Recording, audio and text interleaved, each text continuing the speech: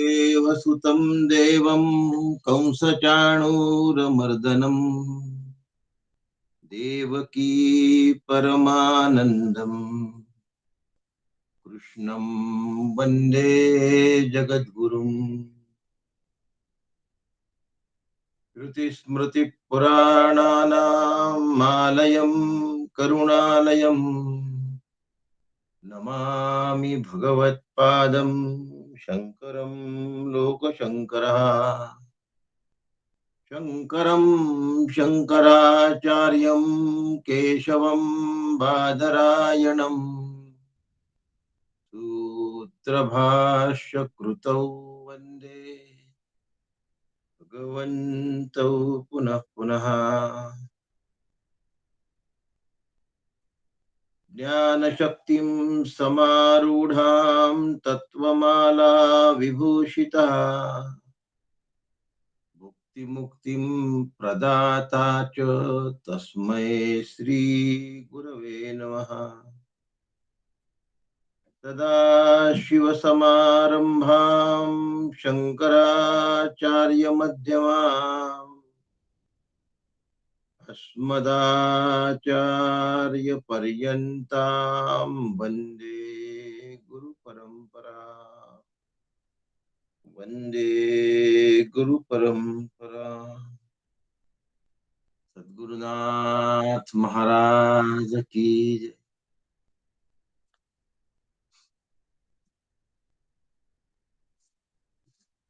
बहूनि मे व्यतीतानि जन्मानि तव चार्जुन तान्यहं वेद सर्वाणि न त्वं वेत्थ परन्तु अजोऽपि सन्नव्ययात्मा भूतानां ईश्वरोऽपि सम् प्रकृतिं स्वामधिष्ठाय संभवाम्यात्ममायया।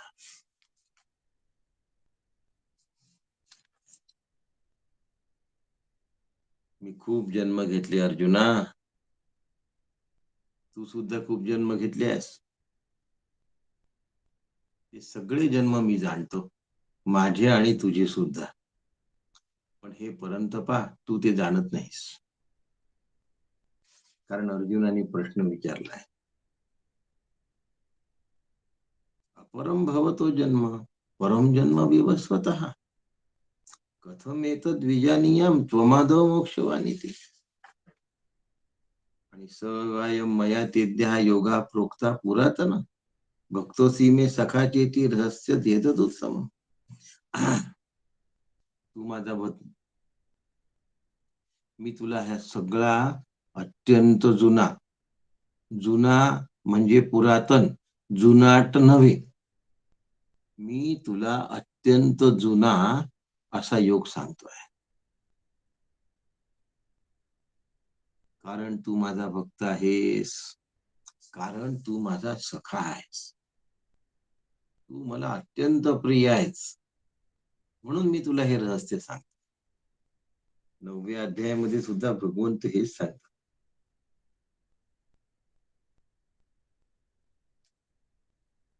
की मी तुला अध्यायाचं रहस्य सांगणार आहे, ब्रह्मविद्येचं रहस्य सांगणार आहे.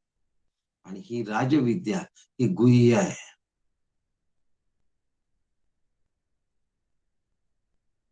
पवित्र आहे, सर्वोत्तम आहे.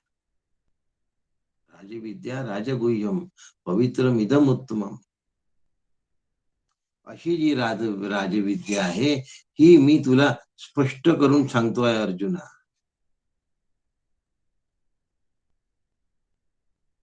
कशी स्पष्ट करून सांगतोय? तुला मोक्ष प्राप्त होईल इतकं ज्ञान देईल आणि त्या ज्ञानाचं अपरोक्षत्वात रूपांतर. ज्ञान विज्ञान सहितम यज्ञात.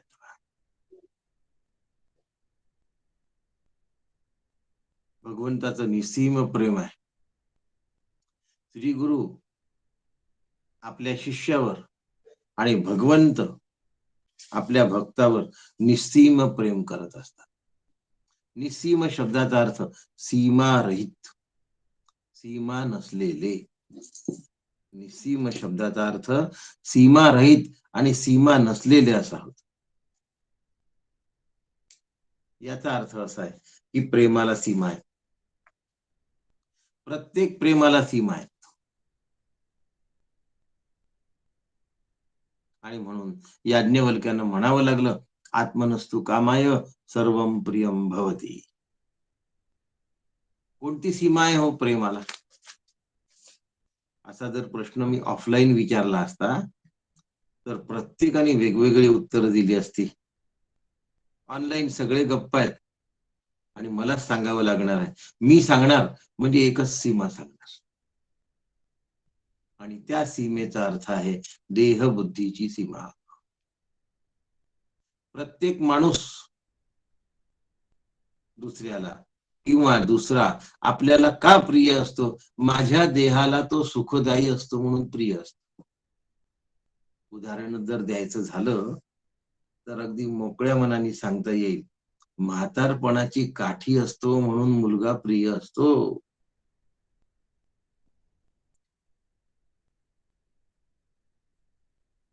मुलगी प्रिय नसते का हो? असते. प्रियत्वात काही कमतरता आहे का? नाही. मुलगा आणि मुलगी सारखेच. पण जास्त उपयोगी कोण पडण्याची शक्यता आहे? शक्यता शब्द वापरलाय बरं का. समाजाच्या चालीरीतीप्रमाणे, एका शब्दात पितृसत्ताक पद्धतीप्रमाणे मुलगा हा वडिलांजवळच राहतो.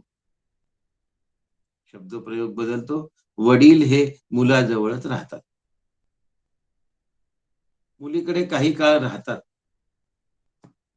आणि मग कुठेतरी अवघडल्यासारखं होतं आणि आपलं घर बरं असं वाटतं. मुलाकडे असं वाटत नाही. आपलं घर आहे असं वाटतं. म्हणून मग जास्त प्रेम करायचं. शेवटी जग हे सुखाचे दिल्या घेतल्याचे जग हे मतलबाचं आहे, लक्षात ठेवा. जगामधलं कुठलंही प्रेम बिना मतलबाचं नसतं. कोणीच कोणासाठी विनाकारण रडत नाही. फुकट अश्रू ढाळणं हा जगाचा स्वभाव नसतो.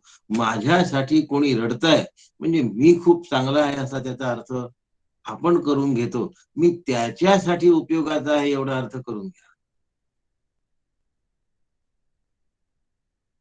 चांगला ऑफिसर असेल, 10 वाजताच्या ऑफिसमध्ये 10:15 वाजता आलं तरीही जर रागवत नसेल तर आमचे साहेब चांगले आहेत असा त्याचा अर्थ काढला जातो. 10:30 वाजता आल्यानंतर काही बोलत नसेल तर आमचे साहेब चांगले आहे असा त्याचा अर्थ काढतात. दुपारी 2 वाजता आल्यानंतर बोलत नसेल तर आमचे साहेब खूपच छान आहे असं. माझ्या एका मित्राला यवतमाळला यायचं होतं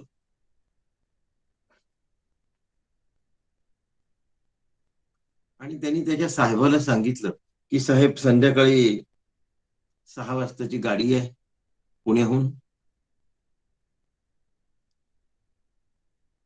तर मग मी 3 वाजता गेलो तर चालेल का?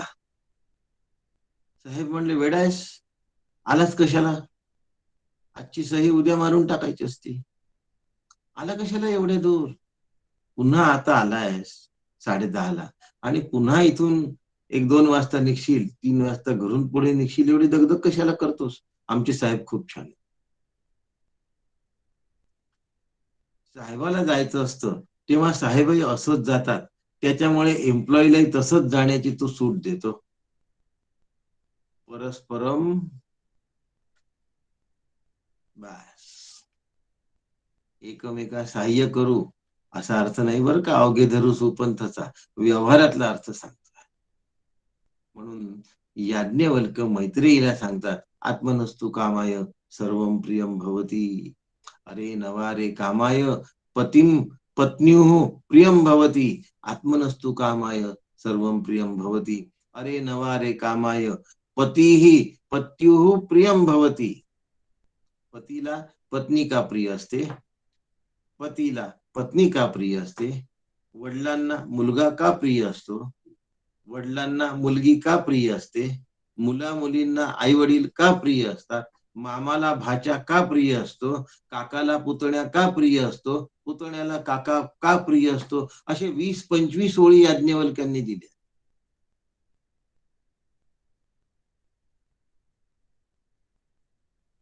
सगळं आत्मनस्तू कामाया, परंतु आत्मकल्याणासाठी विचारणारी गोष्ट वेगळी आणि देह कल्याणासाठी म्हणजे देहाच्या फायद्यासाठी विचारणारे दोन मार्ग मी तुम्हाला सांगितलंच.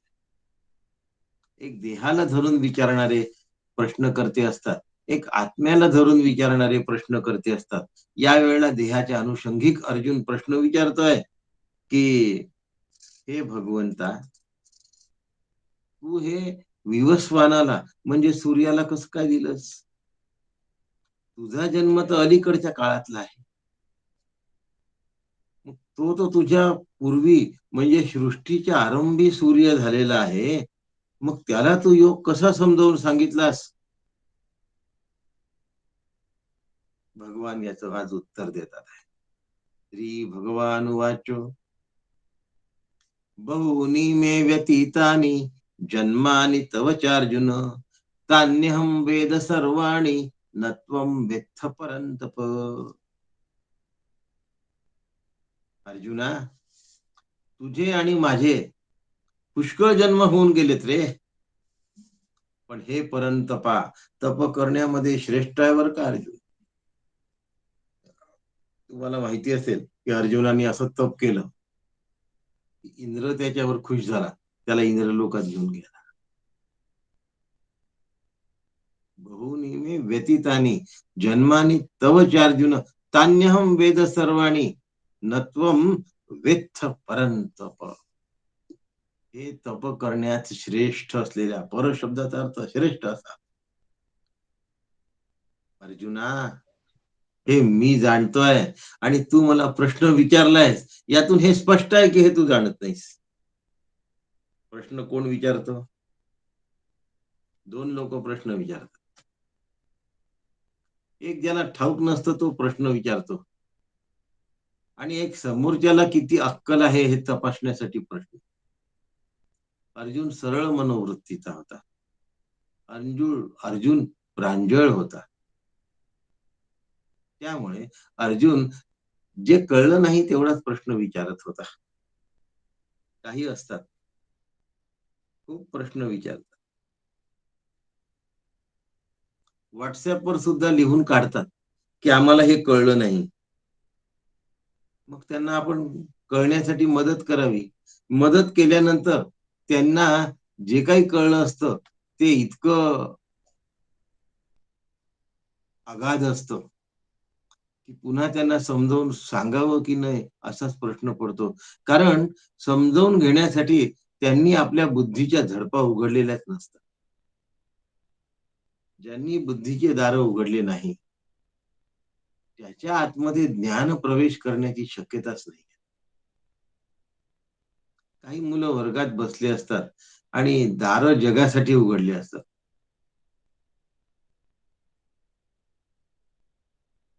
भगवंत सांगतात आहे, अर्जुन प्रांजळ आहे, अर्जुन सरळ आहे, सुमन आहे आणि शुद्धमती आहे.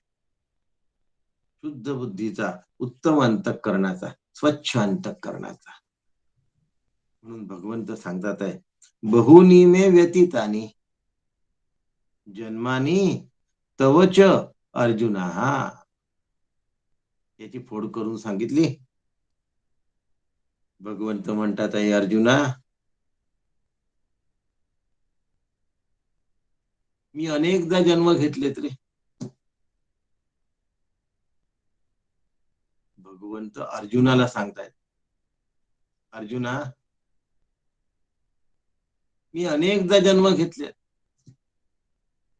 आणि अर्जुना, तू सुद्धा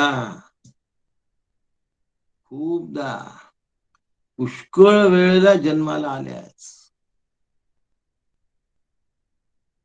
वा, तुम्ही आम्ही जर त्या ठिकाणी असतो तर आपल्या मनात काय विचार आला असता ते सांगून द्यावं. तो असा आहे की भगवंतानी तर अनेक वेळा जन्म घेतले आणि मी पण तर खूपदा जन्म घेतले, मग माझ्यात आणि भगवंतात फरकच काय राहिला? बरोबर आहे ना प्रश्न. अकलेचे कांदे सोलायला फारसे श्रम लागत नाहीत. म्हणून शास्त्राभ्यास केला पाहिजे, शास्त्रानुसार विचार केला पाहिजे. एक वाक्य सांगतो, तेवढं लक्षात ठेवा, मग त्या वाक्याचं मी स्पष्टीकरण करतो. भगवंताचे अनेक जन्म झालेत आणि अर्जुनाचे असंख्य जन्म झाले. काय वाक्य आहे? भगवंताचे अनेक जन्म झालेत, अर्जुनाचे असंख्य जन्म झाले.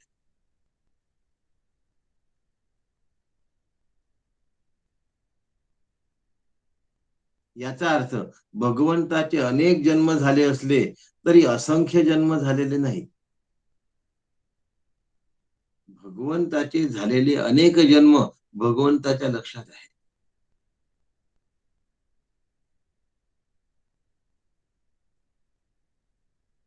माझ्या शब्दप्रयोगाकडे लक्ष द्या. मी तुला अनेकदा मदत केली. पहिल्यांदा तू आलास तेव्हा 2,000 रुपये दिले, दुसऱ्यांदा तू आलास तेव्हा 1,000 रुपये दिले, तिसऱ्यांदा आलास तेव्हा 3,000 रुपये दिले, चौथ्यांदा आला तेव्हा 4,000 रुपये दिले, पाचव्यांदा आला तेव्हा 5,000 रुपये दिले. मी तुला अनेकदा मदत केली, पण तू माझ्याकडे असंख्य वेळा आला, 56 वेळा पैसा मागायला आला. मी तुला 5दा मदत केली. अनेक आणि असंख्य. असंख्य मध्ये किती जन्म झालेत याची अर्जुनाला मोजदाद करता येत नाही, आणि अनेक मध्ये भगवंताला ठाऊक आहे किती जन्म झाले.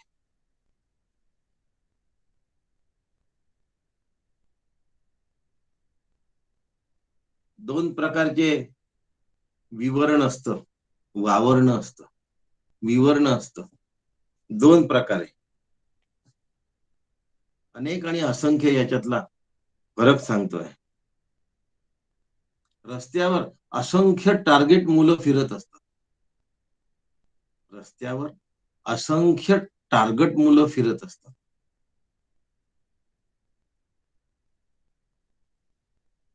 कॉलेज सुरू होतं तेव्हा, कॉलेज संपतं तेव्हा असंख्य टार्गेट मुलांची संख्या असते. पण गस्त घालणारा इन्स्पेक्टर रस्त्यावर निघतो. आता टार्गेट मुलं कॉलेज सुरू होताना आणि कॉलेज बंद होताना 2 वेळेला बरोबर फिरत असतात. पण हा जो इन्स्पेक्टर आहे, हा कधी येतो कधी येत नाही. अनेकदा येतो,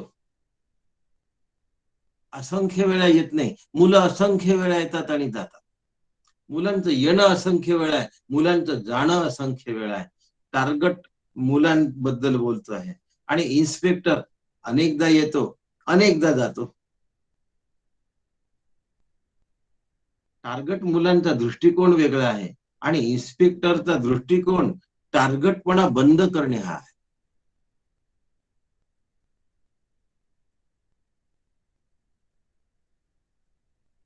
कैद्याला 24 तास पोलिसांच्या नजर कैदेत राहावं लागतं. कैद त्यालाच म्हणतात. नजर कैद शब्द वापरला आहे. म्हणजे भिंतीमध्ये तर दडलेले असतातच, पण त्या भिंतींना लोखंडाचे, जाड लोखंडाचे दारं असतात, ज्याचे कुलपांच्या किल्ल्या पोलिसांच्या ताब्यात असतात. आणि त्या जाड लोखंडातून तो कैदी दिसत असतो. म्हणून कैदी कैदेत तर असतोच, पण नजर कैदेत पण असतो.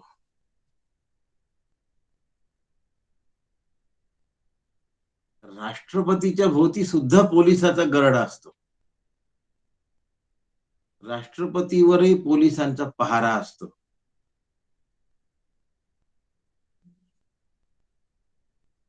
परंतु राष्ट्रपती स्वेच्छेने तो पहारा स्वीकारतो, आणि मी राष्ट्रपतीचा पहारेकरी आहे याचं भूषण असतं त्या पहारेकऱ्याला. आणि कैद्यावर लक्ष ठेवणाऱ्या पोलिसाला भूषण नसतं, राष्ट्रपतीवर लक्ष ठेवणाऱ्या पोलिसाचं भूषण असतं. बॉडीगार्ड म्हणतात त्याला. आणि कैद्याला हातकडी टाकून घेऊन जाणाऱ्या पोलिसाला भूषण नाही वाटत, भूषण राष्ट्रपतीच्या अंगरक्षकाला वाटत असत. विषय सुरू आहे. भगवंत अनेकदा जन्म घेतले आहेत, प्रत्येक युगामध्ये जन्म घेतले आहेत, प्रत्येक जन्म भगवंताला आठवतोय आणि जीवानी असंख्य जन्म घेतले आहेत. युगोनी युग जीव जन्मतोय आणि मरतोय. जीवाला आपल्या जन्माची गिनती नाही, आपल्या मरणाचा पता नाही. बहुनी में व्यतीतानी. मे शब्द जो आहे हा द्विवचनी वापरलाय भगवंताने, की अर्जुना मी आणि तू आपण दोघांनीही पुष्कळ जन्म घेतले आहेत. आपला विषय सुरू आहे की भगवंत जन्माला अनेकदा येतात. केव्हा येतात हो?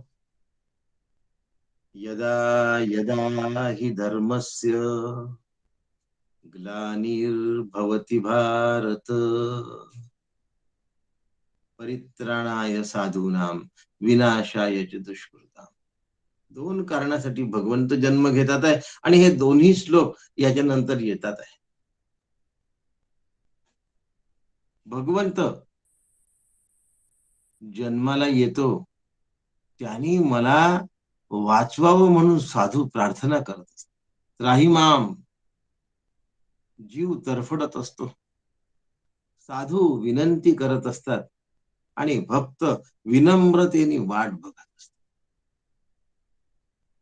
परमेश्वराने अवतार घ्यावा म्हणून जीव तरफडत असतो. भगवंतानी जन्माला यावं म्हणून साधू विनंती करत असतो आणि भक्त भगवंताची आसुस्तेने वाट बघत.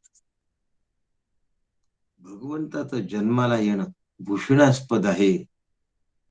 जीवाला सुद्धा खूप वेळ जन्माला यावं लागतं, अनेकदा जन्माला यावं लागतं, वारंवार जन्माला यावं लागतं. जीवाला जन्माला यावं लागतं म्हणून जन्माला येणं हे लज्जास्पद आहे. आणि भगवंत जन्म घेतात म्हणून तो भूषण आहे. कैद्याला जेलमध्ये जावं लागतं, लाजिरवाणी गोष्ट आहे, परंतु जेलर जेलचं इन्स्पेक्शन करायला आज जातो, भूषणास्पद गोष्ट आहे. दोघही जेलमध्येच आहेत, कैदीही जेलमध्ये आहे आणि जेलर सुद्धा जेलमध्ये आहे, पण जेलरचं जेलमध्ये जाणं भूषणास्पद आहे, कैद्याचं जे कैदेमध्ये असणं दूषणास्पद आहे, हो टीकास्पद आहे. कैद्याला बाहेर आल्यावर मला कैद झाली होती हे सांगायची लाज वाटते आणि जेलरला मी जेलर होतो हे सांगायचं भूषण वाटतं. तो रिटायर्ड झाल्यानंतर सुद्धा मी जेलर होतो असं सांगतो आणि कैदी सुटल्यानंतर सुद्धा मी कैदी होतो हे लपवून ठेवतो. जीवाचं जन्म घेणं हे लज्जास्पद आहे आणि भगवंताचं जन्म घेणं भूषणास्पद आहे.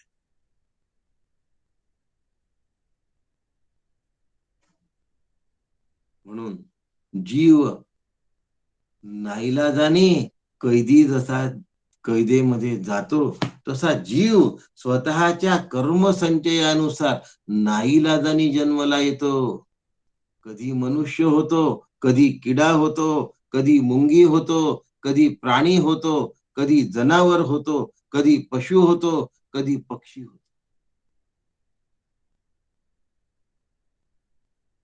चतुष्पाद, द्विपाद, अनेक प्रकारचे जीव आहेत आणि सर्व प्रकारच्या जीवांमध्ये जीवाला जन्म घ्यावा लागतो.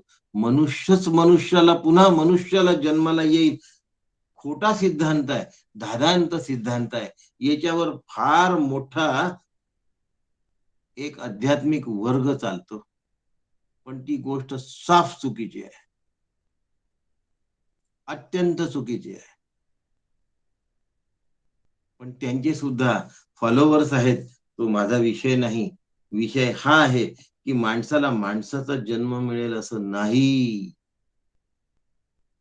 वनस्पतीपासून, जड योनीपासून, म्हणजे अश्म, अश्म म्हणजे दगड,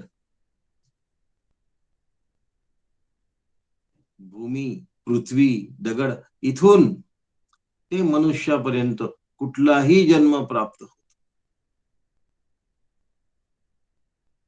म्हणून कर्माधीन असलेला जीव परतंत्र आहे. जन्माला येणं त्याला भाग आहे. देईल त्या जन्माला येणं भाग आहे. जिथे जन्म देईल तिथे येणं भाग आहे. ज्या घरात जाईल त्या घरात राहणं भाग आहे. मग तो घर गरिबाचं असो की श्रीमंताचं असो, बुद्धिमंतांचं असो की मूर्खांचं असो, मालकांचं असो की नोकरांचं असो, त्याला राहणं भाग आहे. म्हणून जीव कर्माधीन आहे.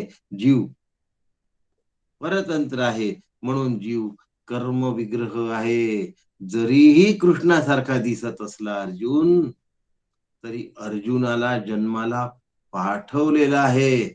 आणि श्रीकृष्ण भगवान अर्जुनासारखे दिसत असले, म्हणजे मनुष्य म्हणून दिसत असले, रूप सारखं नव्हे, मनुष्यत्व सारखं आहे, मनुष्य म्हणून दिसत असले, तरी भगवंत स्वेच्छेने जन्माला आले आहे. आणि अर्जुनाला जन्माला येणं भाग आहे. कैदी नाईलाजाने कैदेमध्ये गेलेला आहे. जेलर स्वेच्छेने कैदेमध्ये गेलाय. जेलरने नाही इन्स्पेक्शन केलं तर बिघडत नाही. अरे, सगळं नीट पाहिलं की नाही? हो साहेब, पाहिलं. ठीक आहे, मी आज येत नाही.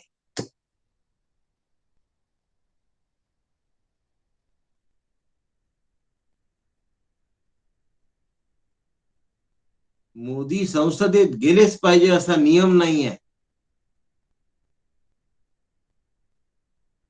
मोदींना संसदेमध्ये गेलंच पाहिजे असं बंधन नाही आहे, लक्षात ठेवा.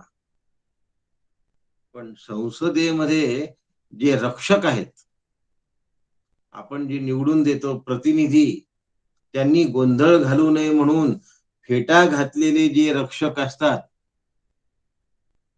त्यांना संसदेमध्ये गेलंच पाहिजे हा नियम आहे.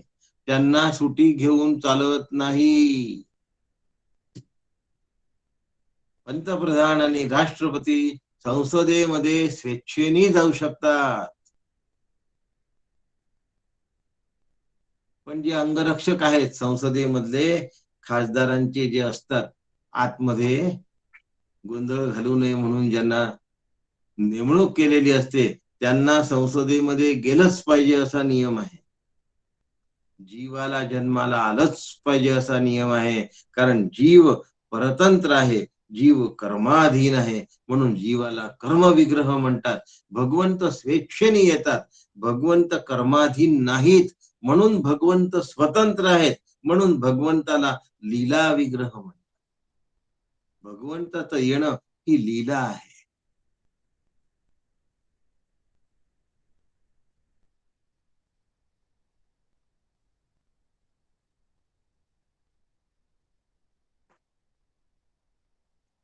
नागपूरमध्ये सुनील गावस्कर आले होते खेळायला.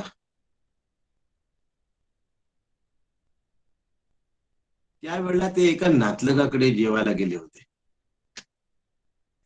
आणि त्या नातलगाची वर्तमानपत्रामध्ये मुलाखत आली होती. तो म्हणणं माझं भाग्य की माझा असा असा नातलग हा आहे आणि माझ्याकडे जेवायला आला. त्याच्यासाठी मी पुरणपोळी केली, वाटीत तूप वाढलं. हो,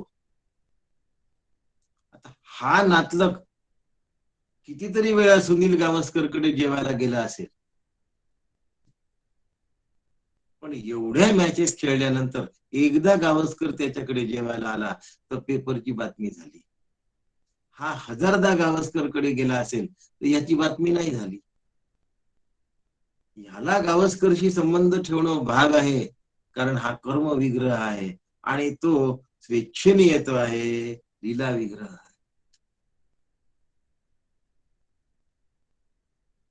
म्हणून अर्जुन आणि श्रीकृष्ण दोघही दिसायला मनुष्य आहेत, परंतु भगवंत शरीरधारी असून मर्त्य नाही. अर्जुन शरीरधारी असून मर्त्य आहे. अर्जुन रूपवान आहे. अर्जुन सुंदर आहे. इंद्राचा पुत्र आहे, लक्षात ठेवा. इंद्र हा अतिशय देखणा, गंधर्वस्त दिसायला सुंदर असतात. 2 शब्द माहिती असतील. अप्सरा शब्द सगळ्यांनाच माहित असतो. स्वर्गातलं स्त्री रूप म्हणजे अप्सरा, सुंदर स्त्री रूप म्हणजे अप्सरा, आणि स्वर्गातलं सुंदर पुरुष रूप म्हणजे गंधर्व. आणि त्या गंधर्वाचा हा राजा आहे, म्हणजे हा किती सुंदर असेल याचा विचार करा. आणि त्याचा पुत्र अर्जुन आहे. बाकी द्रौपदीची कथा आता सांगण्याचा विषय नाही. म्हणून अर्जुन सुंदर आहे, रूपवान आहे, आकर्षक आहे, मन वेधून घेणार आहे, मोहून घेणार आहे.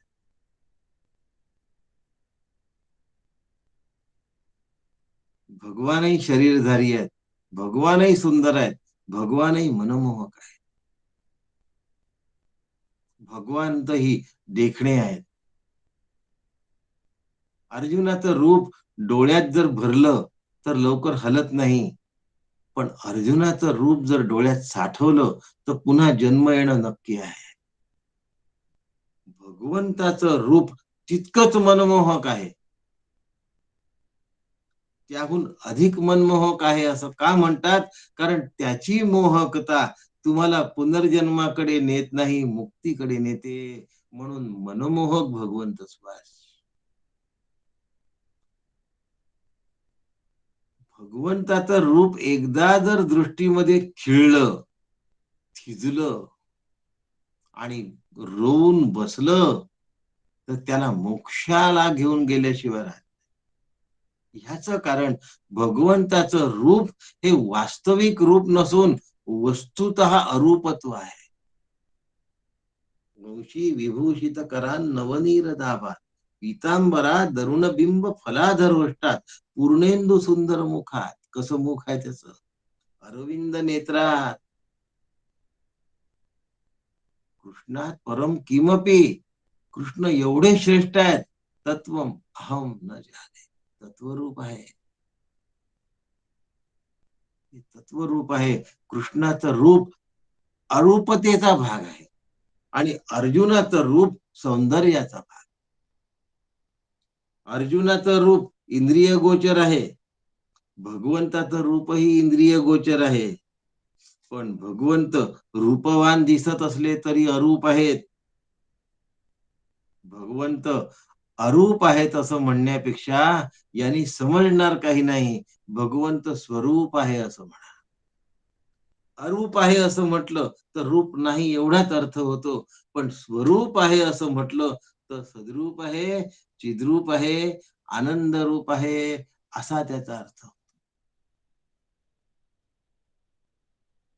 म्हणून भगवंताचं रूप जरी असलं, त्यांचा देह जरी असला, त्यांचे इंद्रिय जरी असले, त्यांचे मन जरी असले, भगवंताची बुद्धी जरी असली, गोष्टी सांगेन 4 युक्तीच्या, तरीही भगवंत इंद्रियाच्या, देहाच्या, मनाच्या, बुद्धीच्या अतीत आहेत.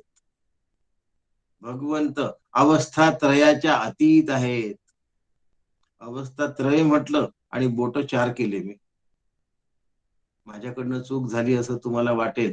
चतुर्थ अवस्था तुरीयावस्था आहे. पण अवस्थात्रय म्हणण्याची पद्धत आहे. नाहीतर जागृत, स्वप्न, सुषुप्ती आणि तुर्या. भगवंत तुर्येच्याही अतीत आहेत. ते अवस्थांच्या अतीत आहेत. ते रूपवान वाटत असले तरी अवस्थांच्या अतीत आहेत.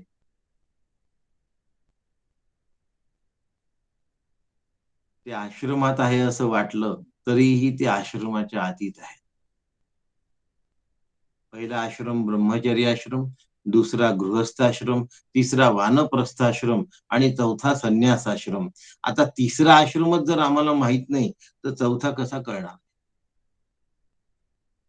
ब्रह्मचर्याश्रम सगळ्यांना माहिती आहे, नाईलाजानी सांभाळलाय.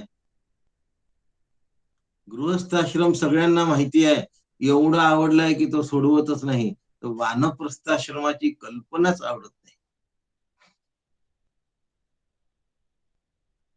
वान शब्दाचा अर्थ वन असा, आणि वन शब्दाचा अर्थ एकांत असा. वय झाल्यानंतर घरात राहून सुद्धा वानप्रस्थाश्रम घेता येतो. अशा वानप्रस्थाश्रमात जो रमला आणि मी माझे ऐसी आठवण विसरले जयाचे अंतःकरण पार्था, तो संन्यासी जाण निरंतर, तो संन्यास आहे.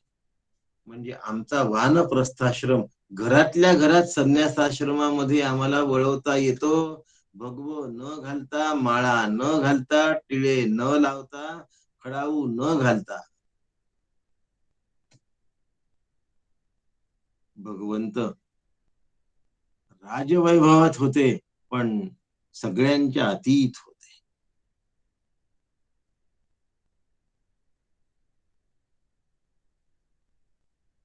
भगवंत काळ आहेत, कालाचे काल आहेत. असो, याच स्पष्टीकरण सांगतोच आहे मी तुम्हाला. आश्रमाच्या अतीत आहे, कालाच्या अतीत आहे, मनबुद्धी देह इंद्रियाच्या अतीत आहे. भगवंताला कुठल्याही प्रमाणाने जाणता येत नाही. 6 प्रमाण आणि 3 उपप्रमाण.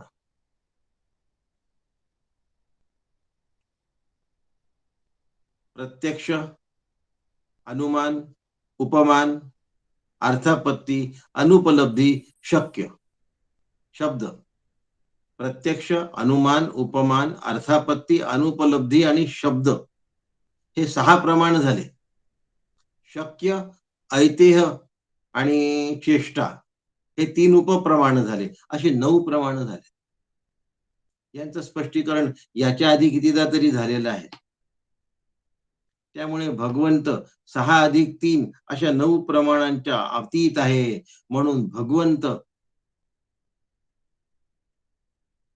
प्रमाण कोणाला असतं? थोडस सांगतो. प्रमाण नाही सांगत, शास्त्र सांगतो. प्रमाण कोणाला असतं? प्रमेयाला प्रमाण असतं. कळतं कोणाला? प्रमात्याला कळतं. प्रमात्याला प्रमाणाच्या माध्यमातून प्रमेय कळतो. जीवाला दृष्टीच्या माध्यमातून भगवंत कळायला पाहिजे. प्रत्यक्ष प्रमाणाचा विषय आहे की नाही? मग अर्जुनाला कृष्ण कळला का? नाही. कारण कृष्ण खरा रूपवान नाही, खरा अरूप आहे. खरा अरूप आहे, खरा स्वरूप आहे. आणि म्हणून दृष्टीच्या म्हणजे प्रमाणाच्या माध्यमातून प्रमात्याला म्हणजे मला किंवा अर्जुनाला प्रमाण म्हणजे भगवंत कळले नाही. कारण प्रमाण म्हणजे डोळा, प्रमाता म्हणजे जीव, जीव म्हणजे अर्जुन. जीवाला म्हणजे अर्जुनाला प्रमाणाच्या साह्याने म्हणजे डोळ्याच्या साह्याने भगवंत शरीरधारी प्रमेय कळलेलं नाही. कारण भगवंत स्वरूप आहे, सच्चिदानंद स्वरूप आहे.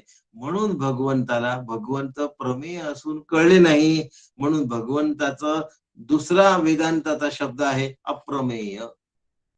भगवंत कोण आहेत? अप्रमेय आहेत. म्हणजे प्रमाणाने कळणारे नाहीत. दुसरा शब्द अपरिच्छिन्न आहेत. हा पेन माझ्यापासून वेगळा आहे, याचा अर्थ मी पेन नाही, म्हणून पेन माझ्यापासून परिच्छिन्न आहे. भगवंत सगळ्या जगामध्ये व्यापले असल्यामुळे ते अपरिच्छिन्न आहे. माझा हात मला डोळ्यांनी दिसतो आहे, म्हणजे हात डोळ्यापेक्षा वेगळा आहे आणि डोळा हातापेक्षा वेगळा आहे. म्हणून हात डोळ्यापासून परिच्छिन्न आहे, डोळा हातापासून परिच्छिन्न आहे. थोडं थोडं शिकून घ्या. पण हातामध्ये असलेलं तत्व, डोळ्यामध्ये असलेलं तत्व एकच आहे. ते तत्व अपरिच्छिन्न आहे. ते मी आहे.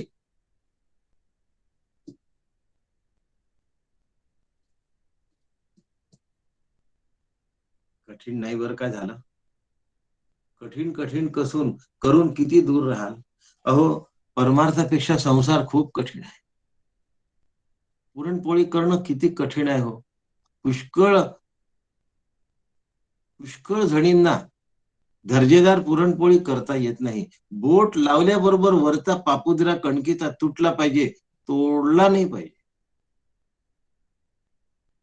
पुष्कळ जणींना रसगुल्ला करता येत नाही. बंगाली मिठाई तितकी सोपी नाही. फार कमी जणींना जमते.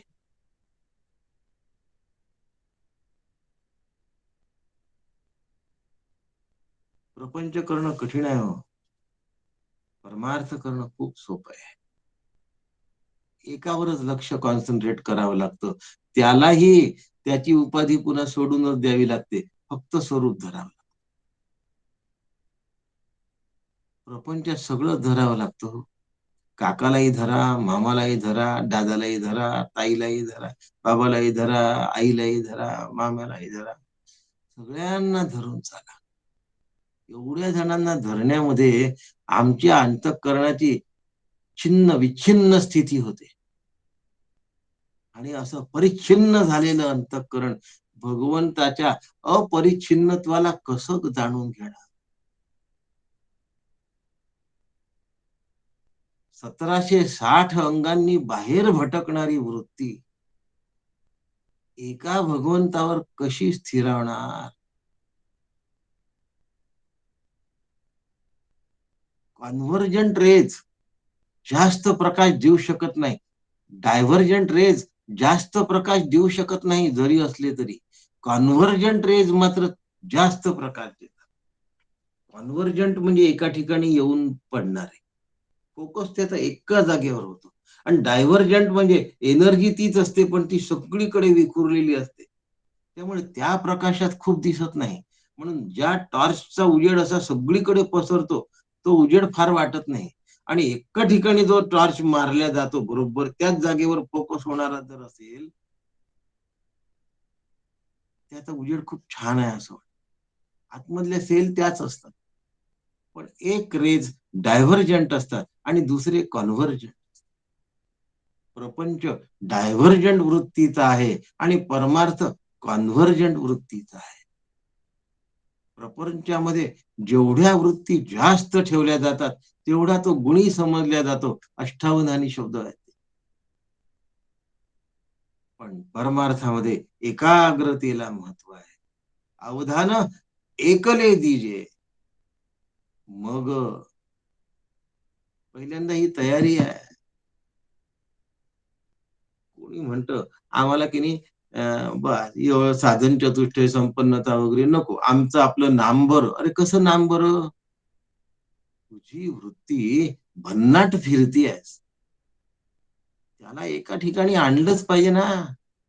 त्याच्यासाठी शम, दम, उपरम, तितिक्षा, श्रद्धा, समाधान या संपत्तींची गरज आहे रे. नाम घेतो म्हणजे याची गरज नाही असं तुला कोणी सांगितलं?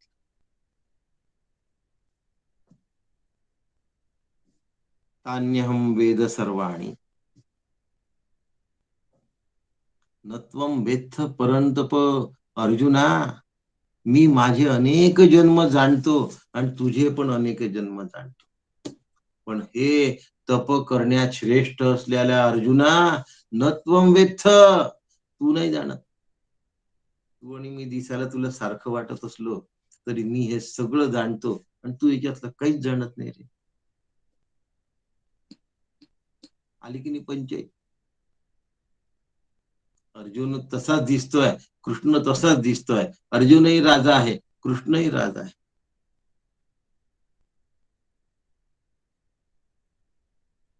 अर्जुन श्रेष्ठ धनुर्धर आहे. शत्रूला कधी पाठ दाखवली नाही. आणि श्रीकृष्ण कित्येकदा रणांगणातून पळून गेलाय म्हणून त्याला रणछोडदास नाव दिलाय. तो रणछोडदास असला तरी पराक्रम्यांचा पराक्रम आहे, लक्षात घ्या. तो रणांगणातून पळून गेलेला असला तरी तो सर्व व्याप्त आहे हे लक्षात ठेवा. ज्या रणांगणातून पळून गेला, ज्याच्या समोरून तो पळून गेला त्याच्या हृदयात पण तोच आहे. जेवढ्यांनी त्याला पळून जाताना पाहिलं त्यांच्या नेत्रात पण तोच आहे. ज्या भूमीवरून तो पळून गेला तो भूमी पण तोच आहे. जिथे पळून गेला ती जागा पण तोच आहे. त्याचं पळून जाणं हेही एक लीला आहे. त्याचं स्थिर असणं ही सुद्धा लीलाच आहे. तो ना स्थिर ना अस्थिर. भगवंत अस्थिर नाही म्हणून त्याला स्थिर म्हणावं लागतं. त्याला स्थिर आहे असं म्हणणं सुद्धा त्याच्यावर आरोपच आहे.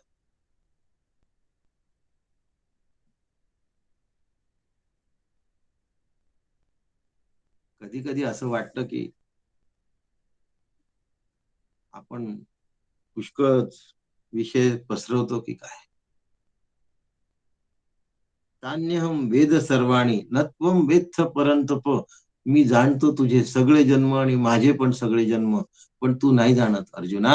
तू माझ्या एवढेच जन्म घेतले असं समज, तरी तू तुझे कुठलेच जन्म जाणत नाही आणि मी सगळे जाणतो. जो स्वतःला जाणत असतो ना तोच दुसऱ्याला जाणू शकतो. जो स्वतःला ओळखू शकत नाही ना तो दुसऱ्याला नाही ओळखू शकत. पण आम्हाला आपले व्यसन लागलाय. चांगला शब्द नाही आहे. हा असा तो तसा व्यसन नाही. आता काय आल्याबरोबर त्या माणसाचं एक काय म्हणायची एक पिक्चर आपल्या बुद्धीमध्ये तयार करून ठेवायचं. असा आहे असा आहे असा आहे असा. हा चांगला वाटतो हा बदमाश वाटतो.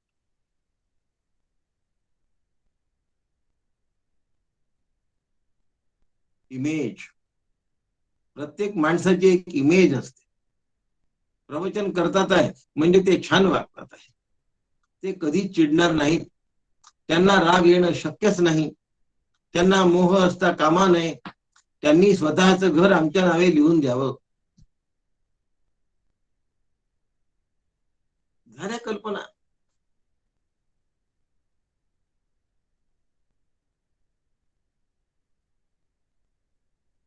धन्यवाद.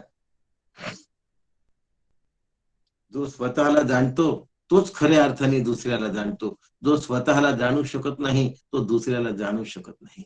आणि आता मी प्रश्न विचारतो, जर मी स्वतःला जाणलं आहे का?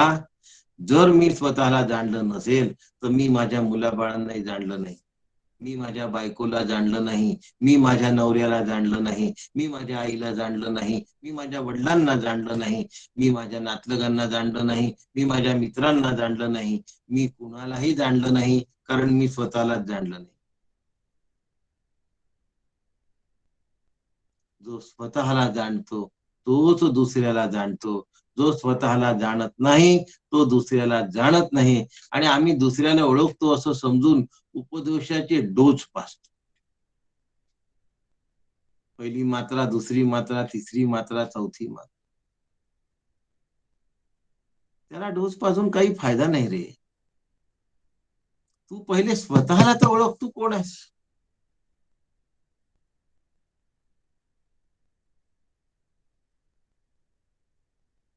आपल्या विषयावर येऊ.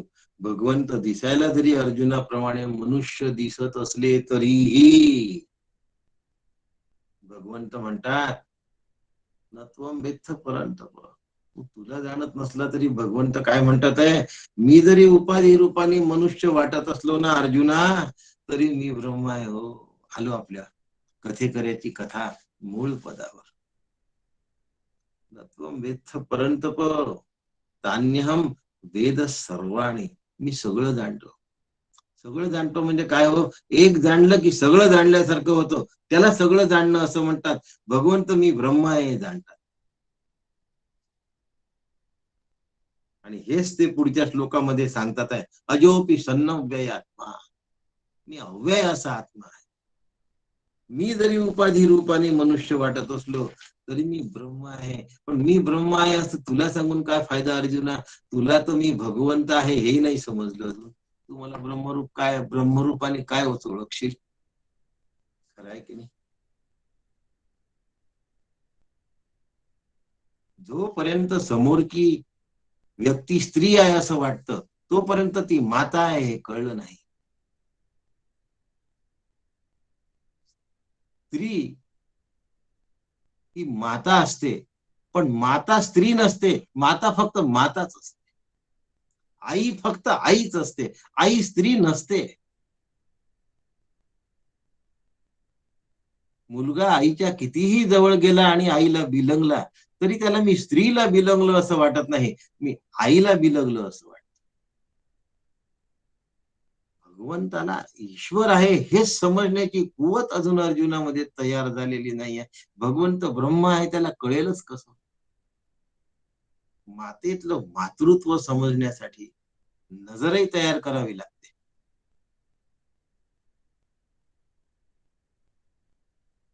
राग द्वेषाचे प्रतिबंध आड आल्यामुळे, माझ्या ज्ञानशक्तीवर त्याचं आवरण तयार झाल्यामुळे मी ब्रह्म आहे हे मला कळलेलं नाही. आणि माझ्या श्रीगुरूंना ते कळलं आहे.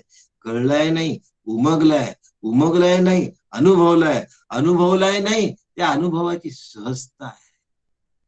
मी ब्रह्म आहे असं त्यांना वाटत सुद्धा नाही. मूर्खाला मी मूर्ख आहे असं वाटत नाही.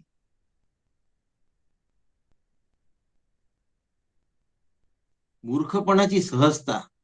आणि ब्रह्मवेत्याला मी ब्रह्म आहे असं वाटत नाही. ब्रह्मपणाची सहजता. आपल्याला कधी असं वाटतं का हो मी मनुष्य आहे? स्त्री पुरुष हा विषय नाही बोलत. मी मनुष्य आहे असं वाटतं. अरे मनुष्य मनुष्याला भेटत असतं. आपण सगळे एकमेकांना भेटतो. अरे मनुष्य भेटला, अरे मनुष्य भेटला, अरे मनुष्य असं म्हणतो का? सहजता आली आहे मनुष्यत्वाला. तसं श्रीगुरूंच्या बाबत ब्रह्मत्वाला सहजता आली. ब्रह्मत्वाला सहजता आली आहे.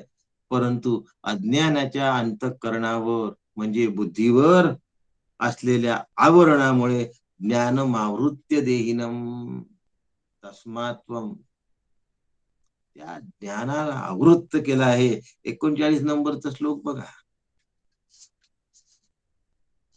काय आहे?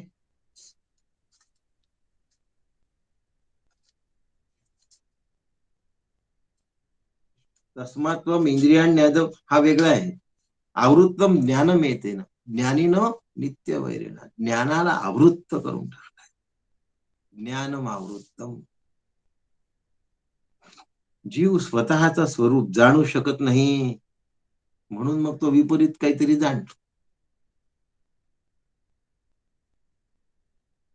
लहान मुलाला खेळणं आहे हे लक्षात येत नाही, म्हणून त्याला तो कार, हत्ती, घोडा, उंट, कुत्रा असं समजतो.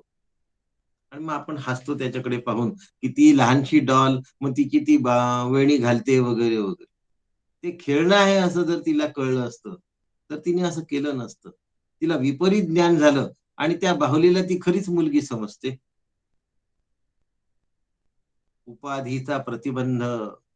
बाहुलीला ती खरी मुलगी समजते, म्हणून ती बाहुली माझी आहे, माझं बाळ आहे असं म्हणून लहान मुलं खेळतात बाहुलीबरोबर.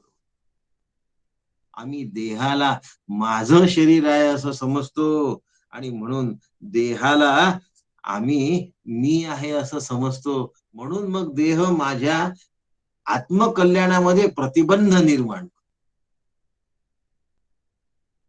याला प्रतिबद्धता असं म्हणतात, बांधणी असं म्हणतात.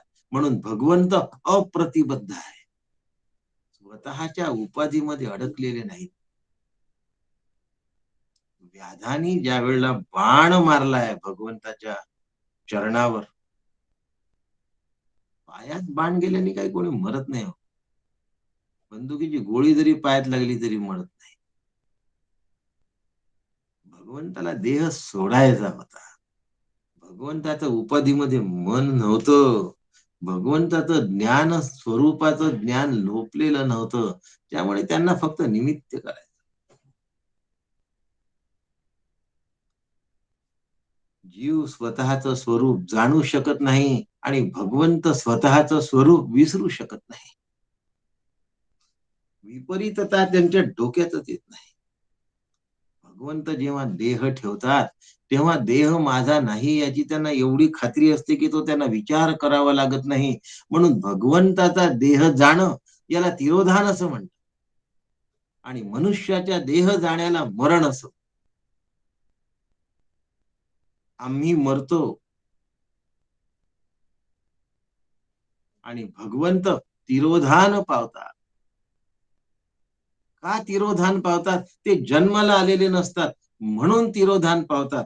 का बरं जन्माला आले नसतात? उद्याच्या श्लोकात सांगणार आहे, अजोपी सन्नौ व्ययात्मा, अजो अजाहा अपि, मी जन्माला आलेलो नाही तरी सुद्धा.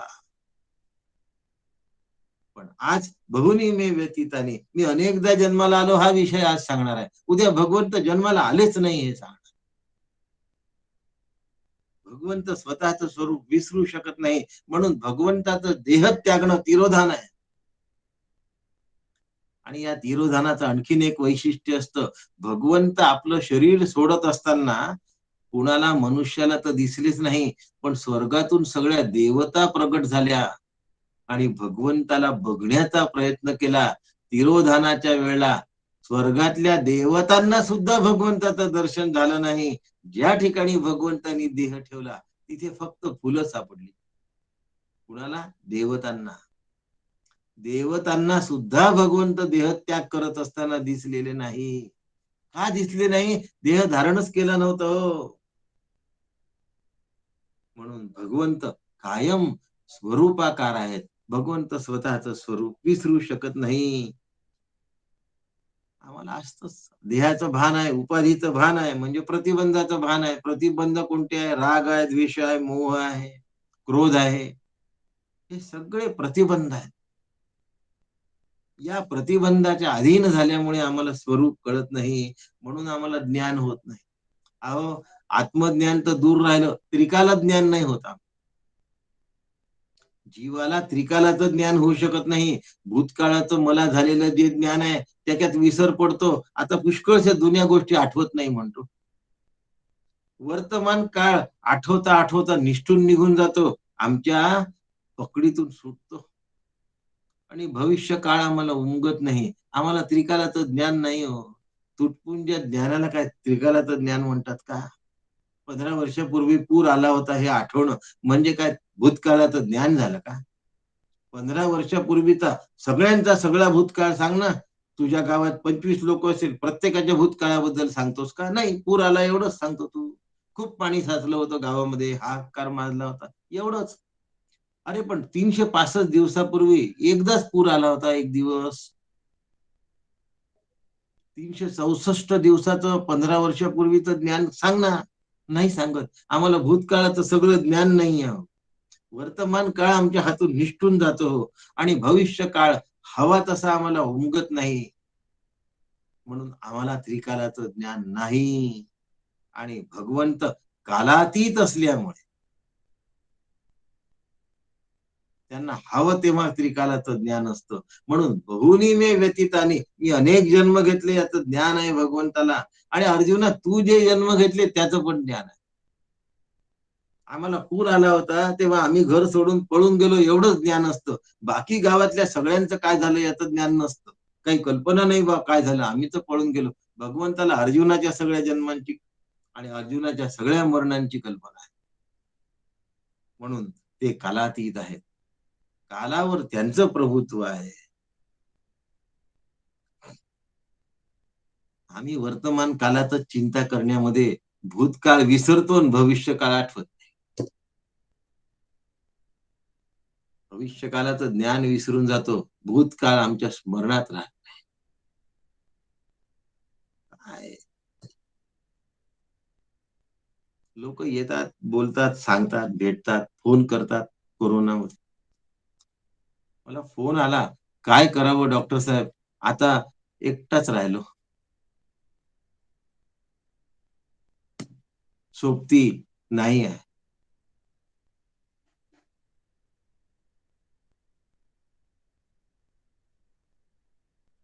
अरे सोबती होते कधी? सोबती होते कधी? तू मानलेस. आधी एकटा होतास. एकाचे दोन झाले. दोनाचे 4-5 झाले. तू मानलेस एवढे तुझे सोबती आहे म्हणून. होता एकटाच ना. आता ही शरीराची सोबत ही तुझी खरी सोबतच नव्हे रे. मला घर खायला धावते. घर तुला खायला कसं येईल? भिंती जड आहे, अचेतन आहेत. त्या तुला कशा खातील? तुझं मन तुला खाते. या खोलीत असं असं घडलं होतं, तसं तसं घडलं होतं, असे असे प्रसंग घडले, इतकं इतकं छान झालं. तुझं मन तुला खाताय रे, घर कशाला तुला खाताय? डोळ्याला दिसतं त्याला सत्य समजलं बसल्यामुळे ही गल्लत झाली आहे. तू एकटाच आहेस, एकटाच राहिलो अशी खंत का करतो? तू एकमेव आहेस, तू अद्वितीय आहेस, तू असंग आहेस, तू निर्लेप आहे, तू नित्य आहे, तू शुद्ध आहे, तू बुद्ध आहे, तू कधीही मरणार नाहीस. मायेचा कुठलाही गुण परमार्थाला झाकाळू शकत नाही, आवृत्त करू शकत नाही. आणि म्हणून कारणं विना कार्यम न सिद्ध्यति. कारणाभावात कार्याभावा. कार्य हे कारणाशिवाय सिद्ध होत नाही. त्याच्यामुळे आधी जे पूर्वजन्माचे कर्म केलेले आहे त्यानुसार जन्म घ्यावा लागलाय. भगवंत पूर्व कर्म भोगण्यासाठी आलेले नाहीत. त्यांचं कोरी चिठ्ठी आहे हो पूर्वकर्माची. इच्छेने आलेत. त्यांना काय भोगायचंय त्यांची इच्छा आहे. भोगलंच पाहिजे आमच्यावर जबरदस्ती आहे, भगवंतावर जबरदस्ती नाही. कारण कारणच नाही आहे काही. अकर्म अलिप्त असंग असल्यामुळे, एकमेव अद्वितीय असल्यामुळे त्यांच्या समोर द्वैत निर्माणच झालेलं नाही. तरीही भगवंतानी जन्म घेतला आहे. अजोपी सन्नव्ययात्मा भूतानाम ईश्वरोपी सन प्रकृतीम स्वाम अधिष्ठाय संभवामात्म माया. का बरं हे मायेने संभव केलं? मी जन्म अजय असताना सुद्धा मला जन्म का घ्यावा लागला? हे रहस्य उद्या सकाळच्या प्रवचनात सांगेल. लक्ष देऊन ऐका, मनापासून ऐका. आम्ही का देवाच्या दर्शनाला जातो? आमचा देव एवढा दिव्य आहे, आमचा देव एवढा भव्य आहे हो. बारिश वगैरह रहती ना, तेवढा तर एकदा आम्ही नहीं वो समजून तो घेतो. उनके दिमाग में जो आता है वो उनके प्रश्नच राहत नाही काही. जर लक्षात ठेवलं तर आमचं जीवन काय होऊन जाईल? धन्य होऊन जाईल. आमचं जीवन सफल होऊन जाईल. उद्या आपण सकाळी बघूया. रामकृष्ण हरी. रामकृष्ण हरी काका. रामकृष्ण हरी काका. रामकृष्ण हरी काका.